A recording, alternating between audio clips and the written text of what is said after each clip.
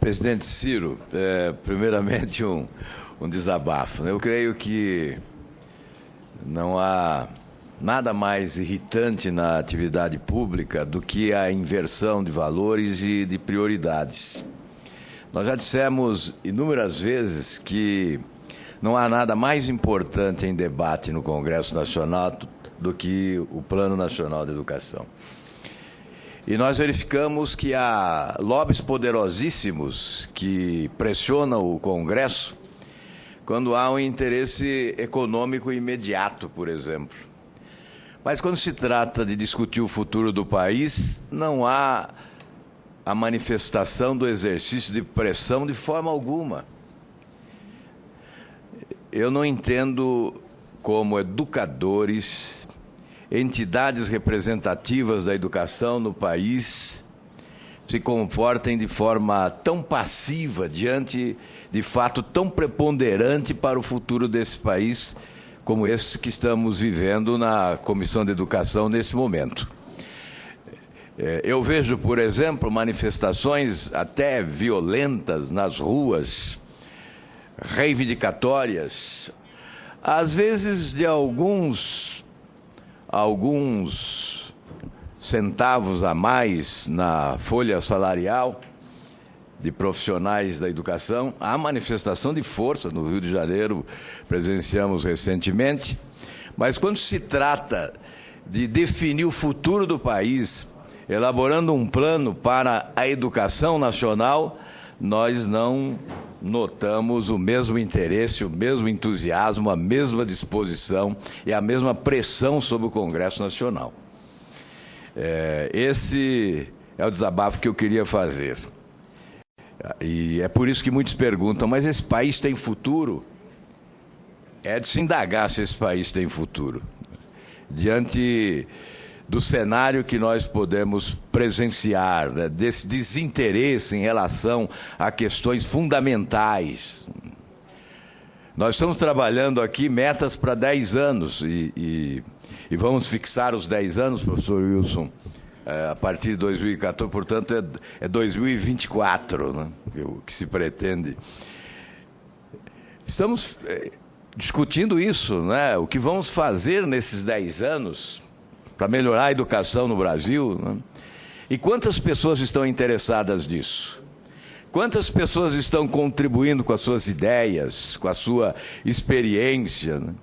Quantas pessoas estão exercendo o direito de pressionar o Congresso Nacional na direção daquilo que se almeja para o país?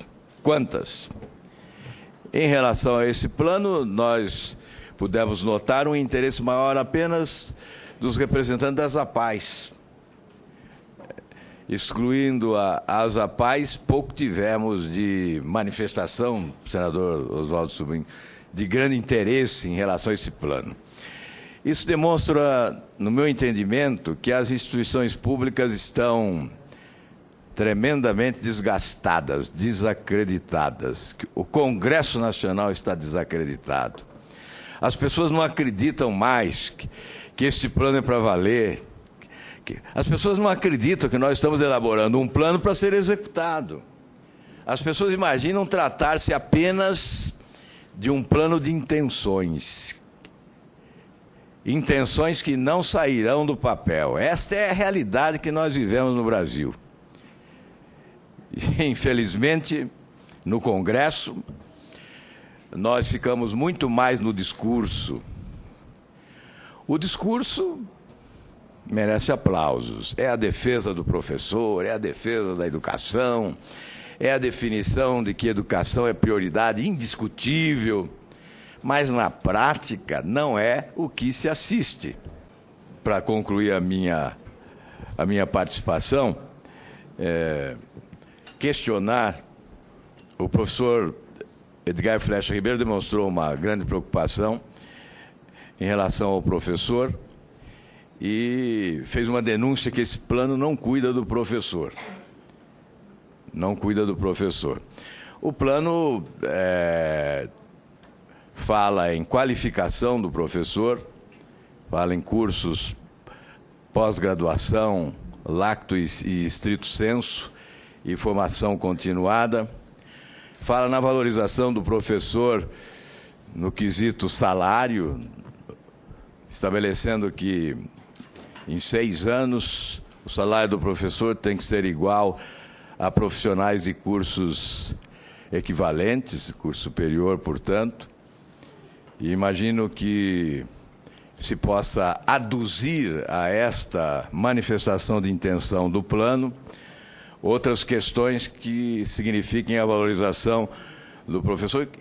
Entendo perfeitamente, sem a valorização do professor, sem considerá-lo devidamente, esse plano seria inócuo. Alguém já disse aqui que esse plano é inócuo. Eu não creio que seja. Mas se nós não considerássemos o professor como figura central no sistema educacional, esse plano seria absolutamente inócuo.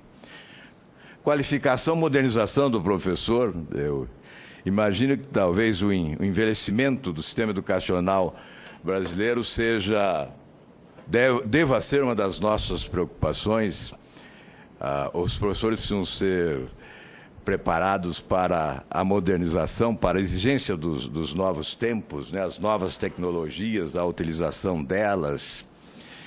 Um sistema de avaliação de professores, eu vi aqui alguma sugestão já do professor Wilson, imagino que seja isso fundamental. Nós falamos muito em responsabilidade educacional e queremos que já nesse plano de metas possamos redigir um estatuto de responsabilidade educacional, da responsabilidade educacional. Em cada uma das metas, fixar responsabilidades.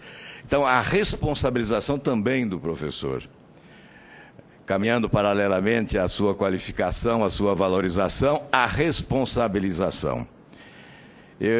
A indagação que eu faço é se o que nós estamos pretendendo com esse plano, em matéria de salário, por exemplo, é o adequado, ou se há sugestões diferentes. E veja que eu estou aqui muito confortável, fazendo as críticas que faço, porque nós estamos diante de representantes do ensino privado, que são vítimas também desse sistema e desse cenário. Eles não são os responsáveis pelas mazelas existentes no sistema educacional do Brasil, ao contrário, sofrem as consequências delas. Em relação ao financiamento, da mesma forma. Há aqueles que pregam aqui de forma peremptória e assertiva que os recursos, os 10% do PIB, devem ser destinados única e exclusivamente ao ensino público no país. Então, a indagação que eu faço a representantes do setor privado, como devemos tratar a aplicação desses 10% do produto interno bruto? Qual a forma de partilha, setor público e setor privado? Como vamos tratar programas que são bem-sucedidos, como o FIES, como ProUni, Pronatec? Como vamos tratar o ensino especial? Vamos falar em percentual desses recursos? Ou vamos... hoje, me parece, aqui já, quando se fala em estatística, né, sempre há suspeição, mas hoje nós estamos gastando de dinheiro público no setor privado 0,8% do total dos gastos, né? Parece que é isso. Então, uma sugestão seria fixar como ponto de partida esse percentual. O que se aplica hoje vai se continuar aplicando. Enfim, sugestões para que nós possamos trabalhar aqui no Senado Federal uma norma que defina bem esse quesito que é essencial, né? Sem recursos não há sistema educacional que funcione e nós temos que definir a forma de aplicação daquilo que se pretende, os 10%, nós definimos que é 10%, né?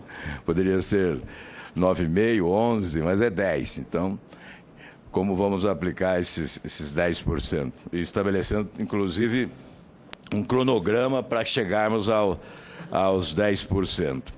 Aqui também nós temos que estabelecer uma política de responsabilização dos entes públicos.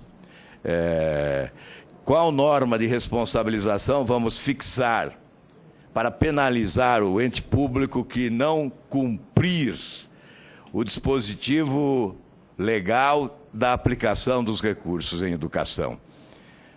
Recentemente, há alguns anos, nós conseguimos aprovar no Senado um projeto de minha autoria que considerava crime de responsabilidade a aplicação dos recursos consignados no orçamento da União para a segurança pública. A esse crime estariam sujeitos o presidente da República e o ministro da Justiça. O projeto aprovado no Senado também está na gaveta da Câmara dos Deputados. Então, nós temos que estabelecer, essa é a nossa lei de responsabilidade educacional, a responsabilização dos entes públicos pela não aplicação legal dos recursos definidos legalmente em educação.